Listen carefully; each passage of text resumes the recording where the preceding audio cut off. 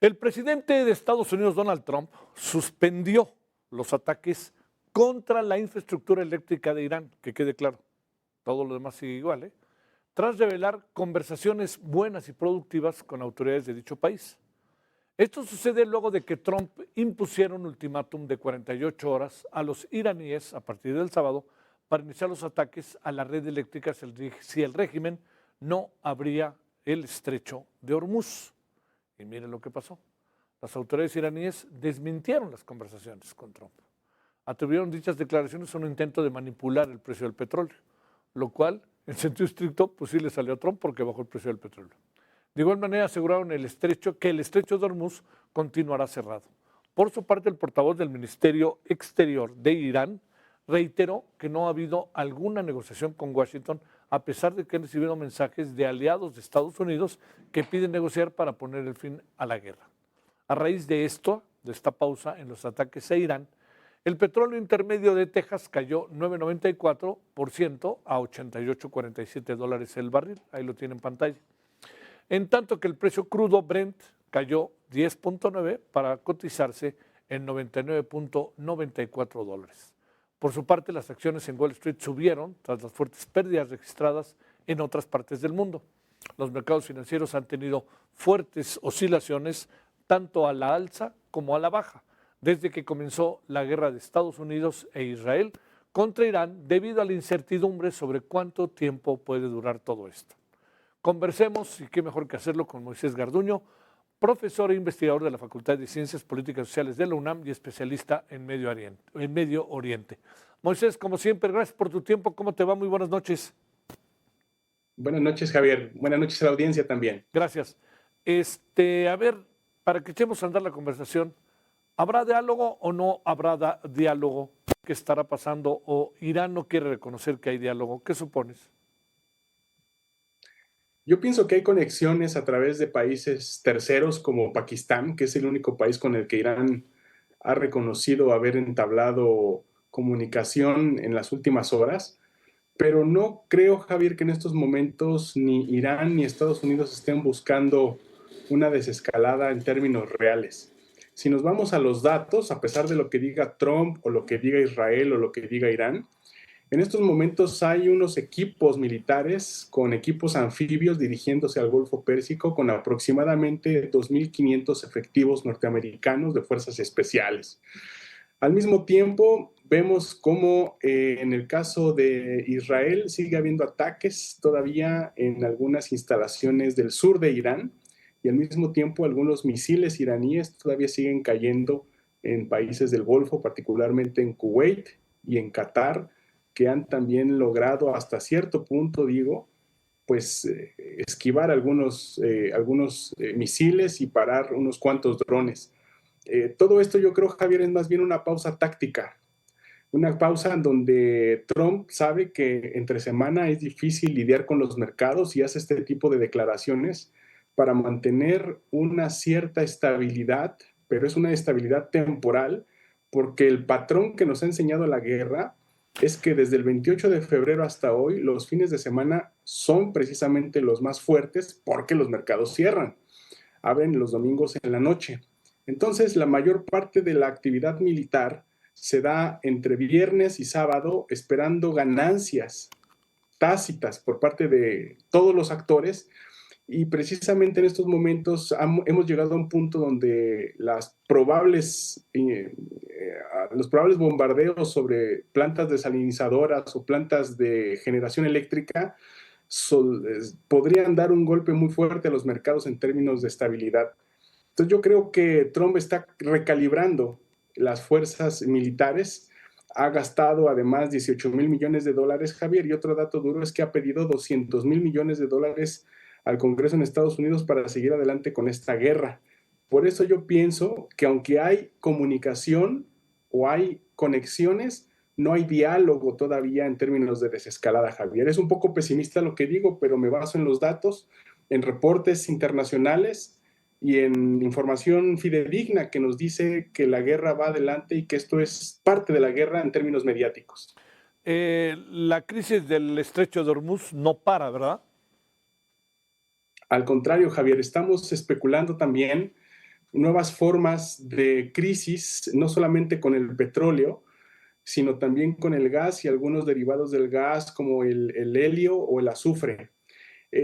Con respecto al petróleo, como tú muy bien comentaste, ha sido una de las maniobras, digamos, más fáciles de prever, porque recordemos que la Agencia Internacional de Energía puso en el mercado energético 400 millones de barriles, más los que Estados Unidos se está prometiendo sacar al mercado, nos da aproximadamente un tiempo de entre 26 y 36 días si el estrecho de Hormuz estuviera abierto. Ese es el flujo normal en el que Estados Unidos ha logrado parar la parte del petróleo. Pero el gas, ese es uno de los grandes problemas, sobre todo con el último ataque que hubo al South Pars y al North Pars en el Golfo Pérsico, el corazón de la energía de Qatar. Sucede que el gas, en estos momentos, con ese ataque, se está disparando 60% en Europa y la verdad es que hay muy pocos países que pueden compensar la falta de la producción de gas que está dejando de tener Qatar, sobre todo gas licuado. Pero si nos vamos sobre todo a derivados como el helio, que es un componente fundamental para microchips y otro tipo de entornos digitales, o el azufre, que es una parte fundamental para los fertilizantes e incluso para la creación de ácido sulfúrico, que es uno de los componentes más importantes para los fertilizantes e incluso también para los chips, que son lo que está preocupando en Taiwán, pues vemos que es el gas el que ha realmente alebrestado a los mercados y ha puesto muy nerviosos a todos los inversionistas que de alguna manera participan en las cadenas globales de valor. Esto nos lleva a pensar que el estrecho de Hormuz es fundamental no solo por el petróleo, sino también por todos estos derivados y las pérdidas que están teniendo diferentes actores en términos de inversión en todo el mundo, Javier. Además, hay que pensar también en las aseguradoras. ¿Sí? Irán tiene pues estos misiles antitanque que implica que cualquier actor que quiera pues cruzar las medidas que ha impuesto Irán podría ser objetivo de estos misiles, con lo cual las aseguradoras ya no quieren pagar las primas, no quieren prometer las primas y aquellos que todavía mantienen sus primas pues están subiendo enormemente, lo cual evidentemente impacta en el precio de los hidrocarburos. Entonces, creo que estas fuerzas que yo menciono, Javier, 2.500 aproximadamente que van hacia el Medio Oriente, van a tener la misión no muy fácil de abrir el estrecho de Hormuz a la fuerza, con todo lo que esto implica para pérdidas militares y sacudidas de los mercados energéticos. Oye, Moisés, no deja de ser empresario Trump, ¿no? No, por supuesto, pero también es cierto que los iraníes han atacado algunos centros de convenciones, algunos edificios con inversiones de Trump, sobre todo algunos campos de golf, algunos hoteles en los países árabes del Golfo, pero también es verdad que pues hay empresas armamentistas en donde Jared Kushner ha tenido cierta participación y empresas inmobiliarias que el día después de la guerra podrían estar negociando diferentes formas de reconstrucción y ahí, recordemos, es donde Trump tiene muchísima influencia, sobre todo con Jared Kushner y Steve Witkoff, que paradójicamente son los negociadores que envió Trump con el sultán de Omán mientras se daba pues esta lamentable guerra. Eso se está pensando en el día de muy similar a lo que pasó o está pasando con el Consejo de Paz en Gaza, al cual se aspira a reconstruir con una cierta modalidad capitalista, pro-trumpiana, pro Jared Kushner. Pero bueno, Javier, todo para eso, para ese escenario todavía tenemos que esperar porque estamos justamente en el ojo del huracán, donde antes de hablar del día después de, tenemos que hablar efectivamente de la semana que viene y de lo que va a pasar en la famosa batalla de Hormuz. ¿Qué supones qué desenlaces podría pasar con Hormuz? Porque también lo te nos contabas que el propio Donald Trump está haciendo negocio con los barcos, asegurándolos que puedan cruzar, ¿no? Y cobrándoles por ello.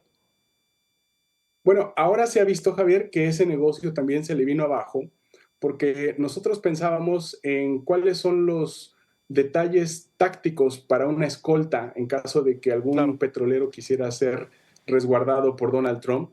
Y la verdad es que los barcos petroleros van a una velocidad mucho más baja que un barco militar Y esto, cuando el barco militar se atreve a escoltar un barco petrolero, lo pone en una mayor vulnerabilidad táctica, precisamente por esa desaceleración que presenta cuando va escoltando a un carguero.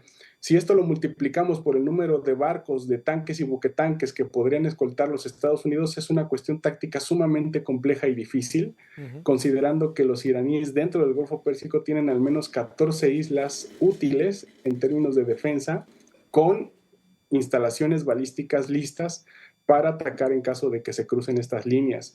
Entonces, operativamente es muy difícil esto que planteaba Trump, y ese negocio también se le vino abajo. Yo pienso, Javier, que la única forma táctica en términos de abrir el estrecho de Hormuz tendría que venir con una invasión terrestre, con un desembarco en las costas, que es una apuesta muy difícil y muy peligrosa para las tropas estadounidenses, sobre todo cuando los iraníes en estos momentos están presentando una capacidad de unificación por su patria y un sentimiento antiinjerencista cada vez más fuerte y no visto incluso antes de las protestas que muchas veces tú y yo aquí conversamos cuando el régimen estaba en sus peores momentos de represión. Ahora eso se está evaporando en función de un sentimiento antiestadounidense y anti-israelí en términos bélicos que le da a Irán dos ventajas muy importantes. Primero, el apoyo de su gente, que es un apoyo que Trump no tiene. Recordemos que la guerra es impopular en Estados Unidos. Solo 3 de cada 10 estadounidenses apoyan la guerra. En Irán están realmente cerrando filas con el gobierno. Y la segunda característica es la geografía. El estrecho de Hormuz no solamente es una costa de 3 kilómetros por carril, que en total suman más o menos unos 39 kilómetros de paso, sino es también una serie de colinas, montañas y cuevas que están circundando esa zona y que geográficamente pues le dan mucha ventaja a quien defiende el terreno. Para decirlo claro y cerrar, Moisés, no se ve para cuándo pueda concluir esto. No, Javier, más bien estamos presentando una guerra que es probable que se alargue. La guerra ruso-ucraniana, por ejemplo, en algún momento se planteó que iba a ser una guerra también corta si Europa apoyaba a Ucrania, y vemos cómo después de casi ya 4 años esa guerra sigue abierta. Creo que esto, si no hay un plan de paz realmente que involucre actores regionales y un compromiso de seguridad ampliada, o lo que dice Irán también es muy interesante, una especie de seguridad en términos de garantía, es decir, que Estados Unidos, cuando haya un cese al fuego, garantice que no va a volver a atacar Irán y que esto implique el pago de diferentes afectaciones y un arreglo regional con los países árabes del Golfo. Si esto no se da, vamos a tener una guerra larga de diferentes intensidades, y creo, Javier, por lo que estamos viendo, todavía no llegamos al pico de máxima intensidad. Más bien estamos en un juego de ojo por ojo, en donde cualquier ataque que presenta Israel y Estados Unidos en Irán, los iraníes han tenido la capacidad de responder en tiempo y convención y forma a los israelíes, y este ha sido el ritmo de la batalla. No hemos llegado a las plantas de desalinizadoras, tampoco a las plantas de energía, porque eso sí tendría un efecto muy severo, no solo en los mercados, sino en todo el mundo, Javier. Te mando un gran saludo, Moisés, como siempre, mi agradecimiento que estuviste con nosotros. Que tengas buena semana. A tus órdenes, Javier. Muy buena semana también. Saludos a la audiencia.